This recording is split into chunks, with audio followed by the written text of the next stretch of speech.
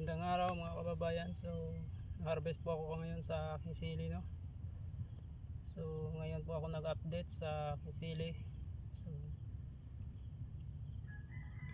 ito na yung pang-anim ko na harvest, no. Pang-anim ko na harvest ngayon. Dahil nagsimula ako ng harvest nung first week of December. So mga kababayan, so kunti na lang yung bunga na tira, no. Mga 1/4 na lang po yung bunga na tira, kasi noong Christmas at saka New Year, so nakuha ko na yung volume na bunga, no, na naubos ko na po sa pag-harvest yung volume na bunga niya. So ngayon nag-harvest ako, konti na lang yung bunga nito. So mga dalawang harvest lang po ito mga kabayan, no? Tatlo. So ubos na po ito yung bunga na ito. So ito yung bunga na pang tatlong bunga po ito. So maubos po ito mga kababayan. Pag maubos po ito, maglagay naman ako ng pataba ulit nito. Baka sakaling bumunga to ulit na pang-apat na bunga. So matagal-tagal na yon mga kababayan. Nasa 10 buwan na po, no, kasi ngayon mag 8 buwan na to ito ngayon yung sili ko. So pag bumunga pa ito ng pang-apat na bunga mga kababayan, so nasa 10 or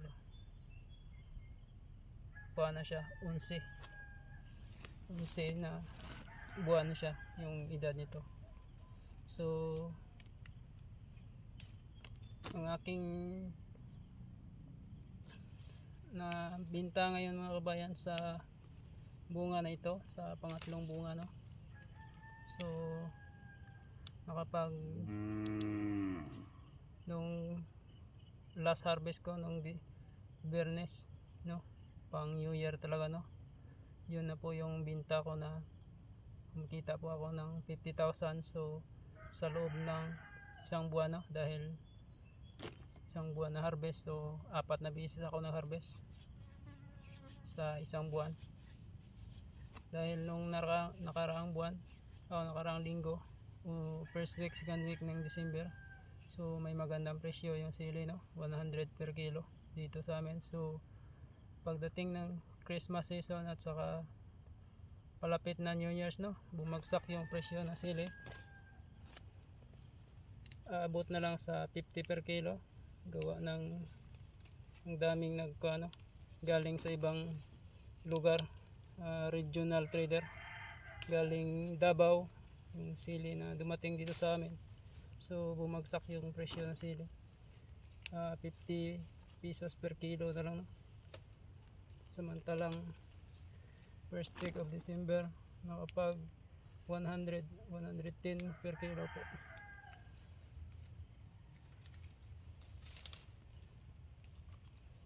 So makita pa na ako ngayon dito mga kabayan ng 50,000, no? So hindi pa to kasama na pitas na harvest ko,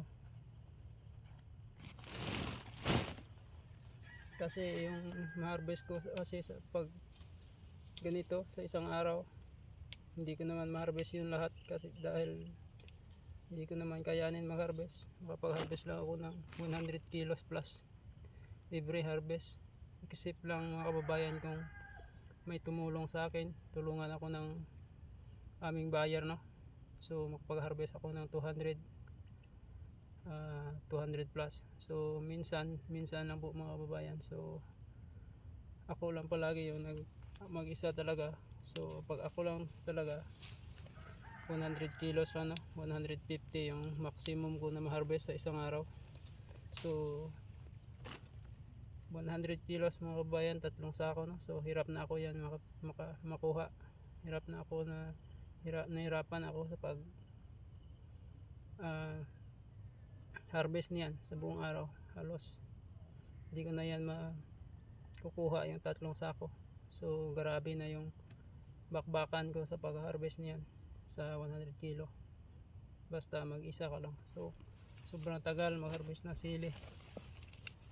Mas maganda pag marami kayo, pag marami kayo. Tulad na 3 kayo, 4. So madali lang. Pero pag isa ka lang, napakahirap. Ang tagal matapos, no? So ito lang yung tanim ko na talagang nakakapagod pag mag-harvest. So pinagtiyagaan ko lang talaga dahil sayang naman pag hinayaan ko ito. Mahinog lang ito, so hindi na mapakinabangan, no? So hindi naman to yung major crops ko na mga kababayan. Ito po ay kuan lang po, extra income lang po ito, yung sili ko. Hindi naman yung major crops ko. Ang major crops ko talaga mga kababayan yung ampalaya at saka kamatis. Doon ako nakapokus.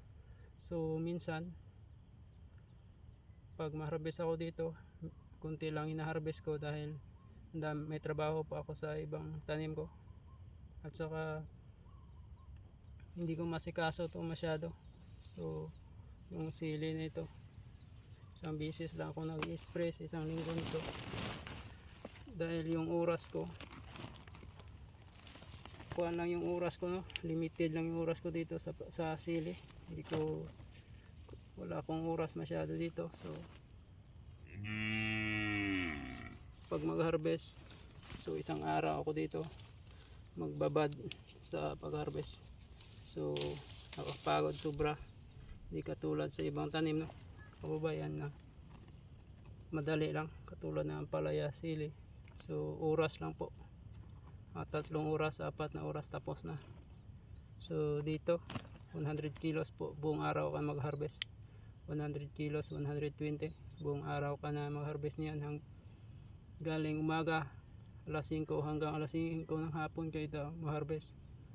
Minsan hindi mo pa makuha yung 100 kilos o 3 sako, no, kung mag-isa ka lang. So ganito kahirap mag-harvest ng sili mga kababayan. Patyagaan lang talaga, no, para mapakinabangan naman yung tanim. Mas maganda lang po ito pag mahal yung presyo. So medyo nawawala po yung pagod mo pag mahal yung presyo. 100 yung kilo, 80, 90 to 100, 100 plus. So mas maganda, yun ang magandang presyo, no. Hindi ka na masyadong mapapagod sa pag-harvest. Pero pag bumaba dyan, bagsak yung presyo, 50 pababa, so nakakapagod na mag-harvest na sili, no? So patyagaan na lang talaga para mapakinabangan mo yung sili. Dahil pag inayaan mo ito mga kabayan, talagang hindi mo ito mapakinabangan, mahinog to lahat. So pag mahinog na siya, talagang itapon na yun, reject na yun, dahil masisira na yun pagdating sa market. So di na siya mabibili. So yun lang mga kababayan.